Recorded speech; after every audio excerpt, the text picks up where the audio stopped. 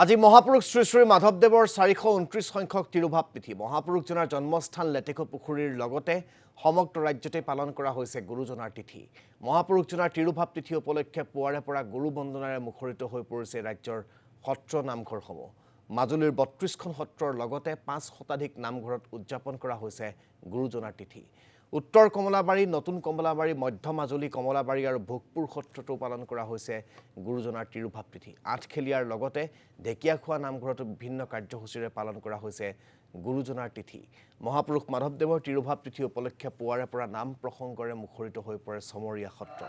বৰপেটাৰ সত্ৰসমূহতো পুৱাৰে পৰা ভক্তৰ লানি নিচিতা সূৰ্য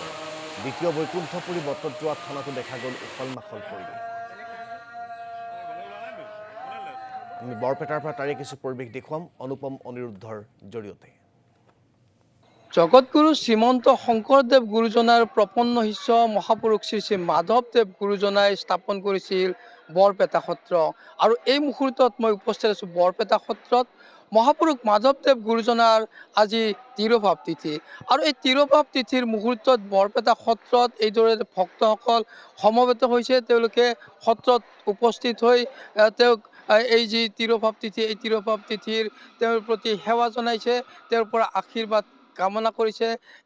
বৰপেটা সত্ৰৰ সামগ্ৰিক পৰিস্থিতি আমি দেখুৱাইছোঁ বৰপেটা সত্ৰৰ লগতে বিভিন্ন স্থানৰ পৰা গুৰুজনাৰ তিৰুভাৱ তিথি উপলক্ষে বৰপেটা সত্ৰত তেওঁলোকে উপস্থিত হৈছে আৰু গুৰুজনাৰ প্ৰতি তেওঁলোকে শ্ৰদ্ধা ভক্তি নিবেদন কৰি তেওঁৰ পৰা আশীষ কামনা কৰিছে তেওঁ নিজৰ লগতে পৰিয়ালৰ দেশখনৰ মংগলৰ কাৰণে তেওঁৰ প্ৰতি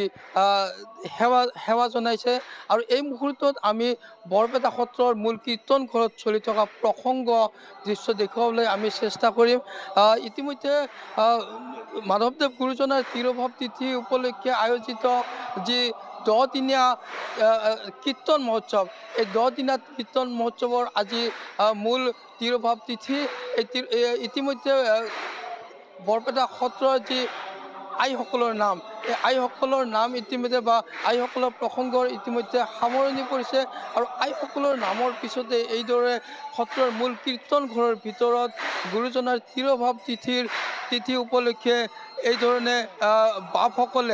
বাপুসকলে এইধৰণে সত্ৰৰ যি গুৰু আসন এই গুৰু আসনৰ সন্মুখত প্ৰসংগত অংশ লৈছে উল্লেখ্য যে মহাপুৰুষ যি মাধৱদেৱ এই মহাপুৰুষ মাধৱদেৱ গুৰুজনাৰ তিৰুভাৱ তিথি মহোৎসৱ বৰপেটা সত্ৰত 10 দিনীয়া কাৰ্যসূচীৰে পালন কৰা হয় আৰু এই 10 দিনীয়া তিৰুভাৱ তিথি মহোৎসৱৰ কাৰ্যসূচী অনুসৰি আজি মূল তিথি মহোৎসৱ অনুষ্ঠিত হৈছে আৰু এই ধৰণে গুৰুজনাৰ প্ৰতি এই যি বৰপেটা সত্ৰ গুৰুজনাই স্থাপন কৰি এই যি বৰপেটা সত্ৰবাসীক এক সঞ্জীৱনী সুবিধা প্ৰদান কৰিছিল আৰু এই গুৰুজনাৰ তিৰুভাৱ তিথি উপলক্ষে বৰপেটা সত্ৰৰ ভকতসকলে এই ধৰণে গুৰুজনাৰ প্ৰতি শ্ৰদ্ধা ভক্তিৰে তেওঁৰ প্ৰতি তিৰুভাৱ তিথিৰ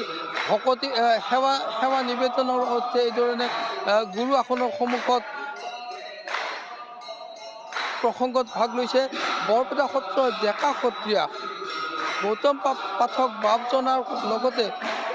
সত্ৰখনৰ ভকতসকলে বা বাপুসকলে এই ধৰণে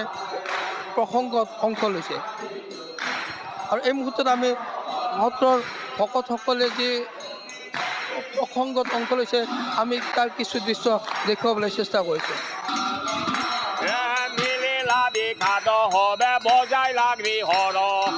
ধন্যবাদ জ্ঞাপন কৰিছোঁ আপোনাক এই মুহূৰ্তত পোনপটীয়াকৈ এই পৰিৱেশ দেখুওৱাৰ বাবে